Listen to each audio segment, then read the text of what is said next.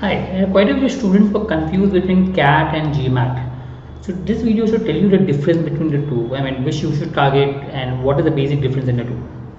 So we do run courses for both CAT and GMAT. So if you're interested in any of them, you can contact us. We can guide you accordingly how to prepare for the same.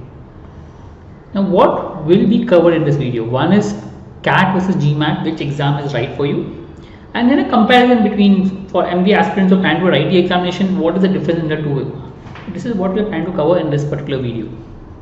So if you look at CAT, is mainly for the Indian B school. There are some foreign B school also which accepts CAT, Europe and Africa as such. But yes, it's mainly for the Indian B schools which are there. So if you're looking at writing CAT, people normally target the Indian B schools. They do apply for European B schools. So I have known students who got good marks in CAT and using the CAT scores have applied to good foreign B schools, specifically Europe. Okay, next is GMAT. Now this is basically they accept CAT mainly because they want to bring in Indian students there. That's the basics. The GMAT is mainly for foreign education. So if you're doing MBA abroad, yes, or maybe an executive MBA program if you want to do in India, 1 year program MBA. So normally a 1 year program requires a minimum of 2 to 5 years experience. Like colleges like ISB requires 2 years work experience. Colleges like XLR requires 3 years work experience. Colleges like IIM, Ahmedabad, Bangalore, Calcutta requires 5 years experience. So different colleges require different years of work experience. You can apply accordingly. So which exam is right for you? So if you are interested in a 2-year full-time MBA in Indian B schools, then yes, CAT would be a better option because there are very few foreign colleges. There are, but you don't write CAT to apply to foreign colleges. This is mainly if you want to do in India. GMAT is mainly if you want to do abroad or executive MBA. People want to do executive MBA, try to write GMAT, or you want to go abroad. People don't write GMAT for a 2-year MBA program in India because there are not too many and they're not great. So either an executive 1 year executive MBA in India, or you're looking at applying abroad, right? So very clear with what you want. If you're not very sure, my normal recommendation is write both. Wherever you get a better college, you can take it up. I'll come back to that later. So in a CAT, almost 1,000 plus Indian colleges, whereas in GMAT there are 2,300 plus international. That's the difference. So top colleges in India, IIMs, all the IIMs, 21 IIMs, so all those accept. And there are a lot of top colleges, FMS, MDI, many top colleges which accept a lot, IITs, SPJMR, and so on and so forth. There are many colleges which do accept. SPJMR is one of top college. They do accept. IIT Mumbai is one of top college which you can apply to. For GMAT, it is top US European colleges which are accept GMAT. India, it's ISB accepts GMAT. Executive MBA from IIM, A, B, C, XLR does accept GMAT scores. A lot of executive MBA programs do accept GMAT. So if you're interested in that, you can write GMAT. As I said, if you're not sure, write both. I've seen a lot of students do write both and they take one of them wherever they get a better college. Okay. Comparison. If you look at, there are 3 sections in both: verbal, content, logic DI in both the exam. So if you look at a verbal section, the common thing is RC. RC is common in the both exam. Here in CAT, out of 24 questions, 16 questions are RC. The rest 8 questions are parajumbles, parasummary, odd man out. Those are also based on reading. If you're well read, then you can read. So CAT is mainly based on reading and the questions are analytical based, so it helps. GMAT also RCs and critical reasoning is there. So a little bit extra critical reasoning you'll have to prepare. If you're preparing for CAT and GMAT, RC will be common for both. You can prepare for both because even in CAT, the RC passages are normally from foreign magazines. The key area that you need to prepare is the critical reasoning in GMAT. For CAT, the other areas normally get prepared when you prepare for RC. Your parajumbles, parasummary gets prepared. You need to practice, but yes. There's quite a lot of similarity between CAT and GMAT as far as verbal is concerned. Same way, if you look at cont, I mean, as a matter of fact, normally we recommend that for CAT preparation, you can prepare from GMAT material for RCs, etc.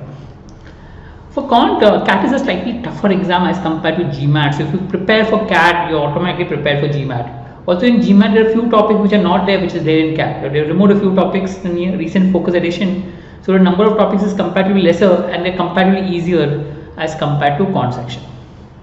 Then logic DI is where the major difference comes. In CAT, there is logic puzzles and data interpretation, mainly based on logic.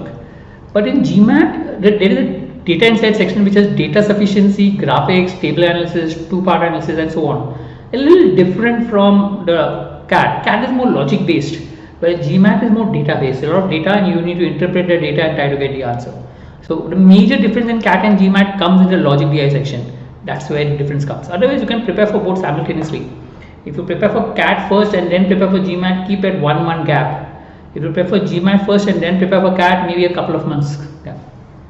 So CAT, the scoring is normally percentile, 0 to 100 percentile. So each section you get a percentile and you get an overall percentile. Whereas GMAT, you score ranges from 205 to 805 scale score. So you get a 700 plus, so it's supposed to be really good.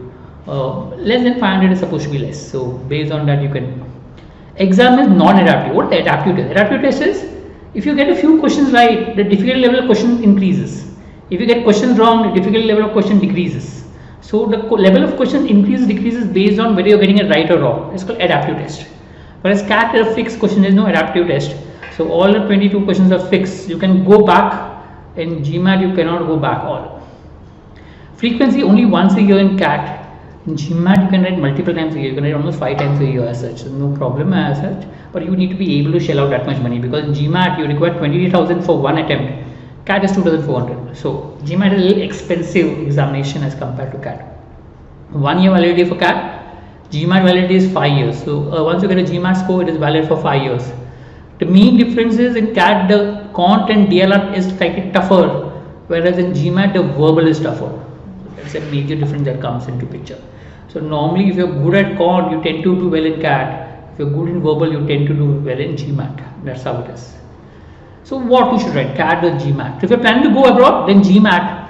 But my recommendation is, before you jump into the examination, first research which country you want to go to, then which college you want to attend out there, which course you want to attend, and then which exam they will write. Because there are some courses they require GRE and not GMAT.